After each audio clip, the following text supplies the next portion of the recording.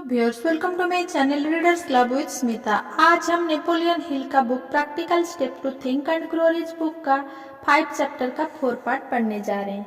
इच्छा प्रकृति पर भारी पड़ती है।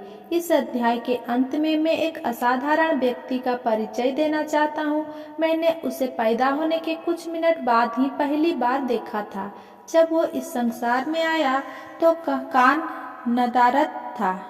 डॉक्टरों को कहना था कि वह बच्चा जिंदगी भर के लिए मूक बधिर रह सकता है। मैंने डॉक्टरों की राय को चुनौती दी।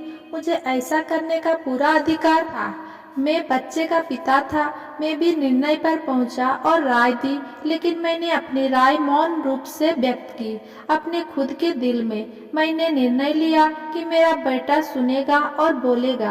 प्रकृति मुझे बगैर कानों वाला बच्चा भेज सकती है, लेकिन प्रकृति मुझे इस वास्तविकता को स्वीकार करने के लिए बेबस नहीं कर सकती थी। अपने मन में मैं जानता था कि मेरा बेटा सुनेगा और बोलेगा। कैसे? मुझे यकीन था कि कोई ना कोई तरीका तो होगा और मैं जानता था कि मैं उसे खोज लूंगा। मुझे अगर इमर्सन के शब्द याद आए, परिस्थितियों की पूरी दिशा में हमें आस्था सिखाती है। हमें केवल आज्ञा पालन करने की जरूरत है। हम में से प्रत्येक के लिए मार्गदर्शन है और धीमी आवाज सुनने पर हम सही शब्द सुन लेंगे। सही शब्द, इच्छा। किसी भी चीज से बढ़कर मेरी इच्छा ये भी थी कि मेरा बेटा मूक बधिर ना रहे। उस इच्छा से मैं कभी एक पल को भी नहीं डिगा।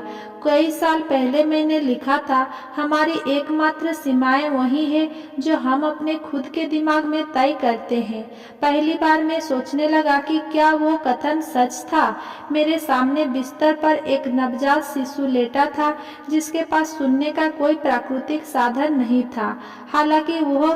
हालांकि हो सकता था कि वो सुन और बोल सके, लेकिन वह स्पष्ट रूप से जीवन भर के लिए विकृत था। निश्चित रूप से यह एक ऐसा सीमा थी जिस बच्चे ने अपने खुद के मन में तय नहीं की थी। मैं इस बारे में क्या कर सकता था? किसी तरह मैं उस बच्चे के मन में प्रबल इच्छा बोने का तरीका खोज लूंगा, ताकि वो कानों की सहायता के बिना अपने मस्तिष्क तक ध्वनि प्रसिद्ध करने के तरीके खोज ले। किसी भी चीज से बढ़कर मेरी इच्छा यह भी थी कि मेरा बेटा मूक बधिर ना बने। उस इच्छा से मैं कभी एक पल को भी नहीं डगा। जैसे ही बच्चा सहयोग करने लायक बड़ा होगा, मैं उसके दिमाग को सुनने की प्रबल इच्छा से लबालब भर दूंगा, ताकि प्रकृति अपनी खुद की पद्धतियां से इसे भौतिक वास्तविकता में बदल दे। ये सारी सोच मेरी दिमाग में हुई, लेकिन मैंने इस बारे में किसी को भी नहीं बताया। हर दिन मैं अपने इस संकल्प को दोहराता था कि मैं अपने बेटे के मूक बधिर रहने को स्वीकार नहीं करूंगा। जब वो ज्यादा बड़ा हुआ और अपने आसपास की चीजों पर गौर करने लगा, तो हमने देखा कि वो थोड़ा सुन सकता था। जब वो उस उम्र में पहुंचा, तब बच्चे आमतौर पर बोलना शुरू करते थे, तो उसने बोलने की कोई कोशिश नहीं की, लेकिन उसके हाव भाव से हम समझ सकते थे कि वो कुछ आवाजें हल्के से सुन सकता था। मैं बस इतना ही जानना चाहता था। मुझे विश्वास हो गया कि अगर वो हल्का सा भी सुन सकता है, तो वो ज्यादा सुनने की क्षमता विकसित कर सकता है। फिर एक चीज हुई जिसने मुझे आशा दी। ये बिल्कुल अप्रत्याशित स्रोत से आई। हमने एक रिकॉर्ड प्लेयर खरीदा। पहली बार संगीत सुनने पर बच्चा अति आनंदित हो गया और तुरंत मशीन पर कब्जा कर लिया। उसने जल्दी ही कुछ रिकॉर्ड के प्रति अपनी पसंद दर्शाई, जिसमें इट्स लॉन्ग वे टू टिप्परेरी शामिल था। एक बार तो उसने वह रिकॉर्ड लगभग 2 घंटे तक बजाया। वो रिकॉर्ड प्लेयर के सामने केस के कोने पर अपने दांत दबाकर खड़ा था। उसकी इस आदत का महत्व हमें बरसों बाद तक पता नहीं चला, क्योंकि हमने उस समय तक ध्वनि के बोन कंडक्शन के सिद्धांत के बारे में नहीं सुना था।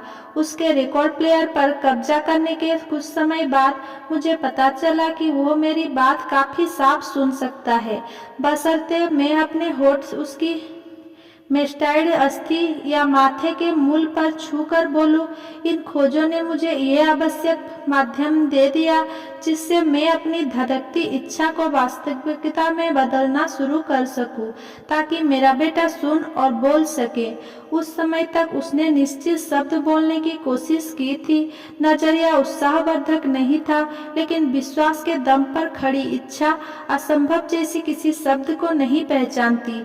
वो मेरी आवाज की ध्वनि साफ सुन सकता है। यह सुनिश्चित करने के बाद मैं तुरंत उसके मन में बोलने और सुनने की इच्छा को पहुंचाने लगा।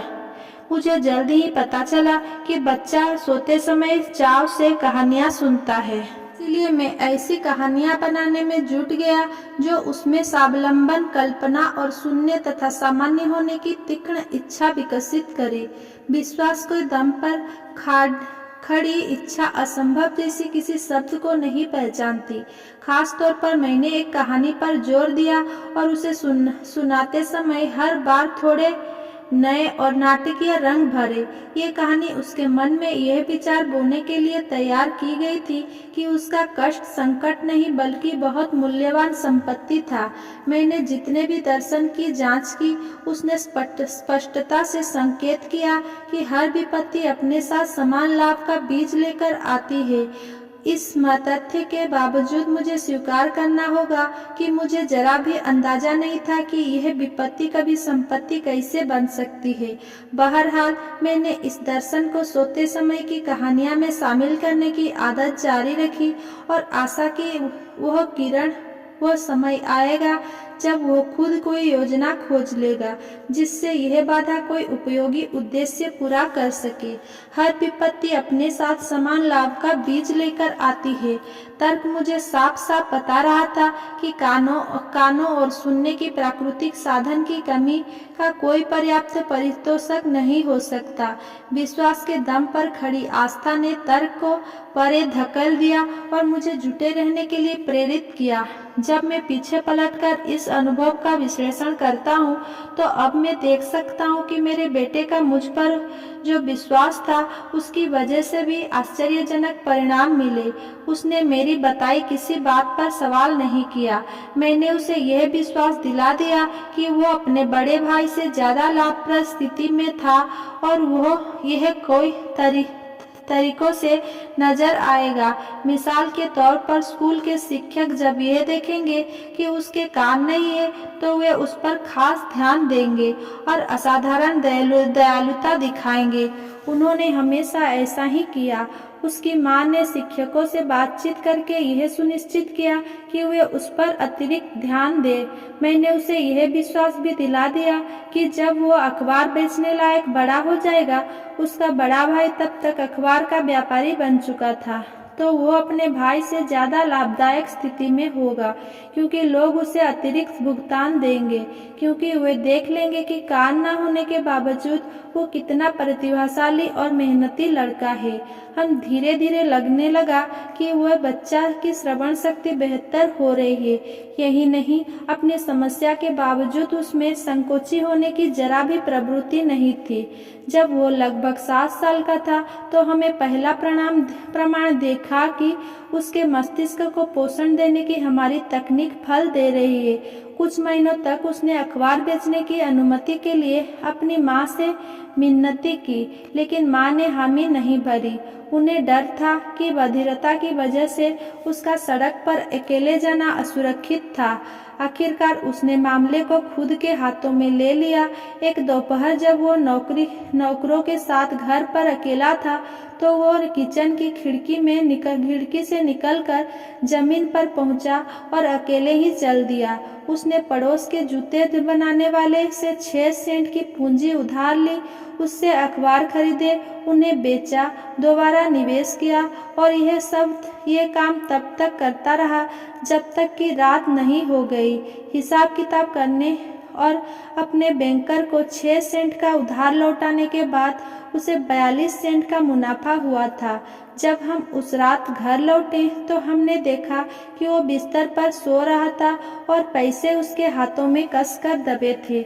उसकी माँ ने उसकी मुट्ठी खोलकर सिक्के निकाले और रोने लगी। उफ, अपने बेटे की पहली विजय पर रोना बहुत अनुचित लग रहा था। मेरी प्रतिक्रिया बिल्कुल उल्टी था। मैं खुलकर हंसा क्योंकि मैं जानता था कि बच्चे के मन में आत्मविश्वास का नजरिया बोने की मेरी कोशिश सफल हो रही थी। बच्चे के मन में आत्मविश्वास का नजरिया बोने की मेरी कोशिश सफल रही थी, जिससे कंपनी को प्रेरित किया कि वह उसे न्यूयॉर्क आमंत्रित करे। वहां पहुंचने पर उसे फैक्ट्री में उसकी मां ने यह देखा कि अपने पहले कारोबारी प्रयास में एक छोटा बहरा लड़का सड़कों पर निकला था और उसने पैसे कमाने के लिए अपनी जान जोखिम में डाली थी।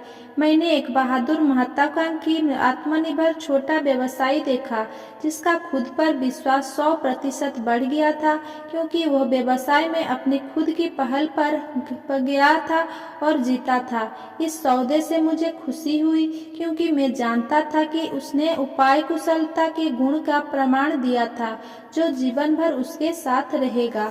अगर मेरा ये वीडियो आपको पसंद आया हो तो मेरा वीडियो को लाइक, कमेंट, शेयर करें और मेरा चैनल को सब्सक्राइब करें। धन्यवाद।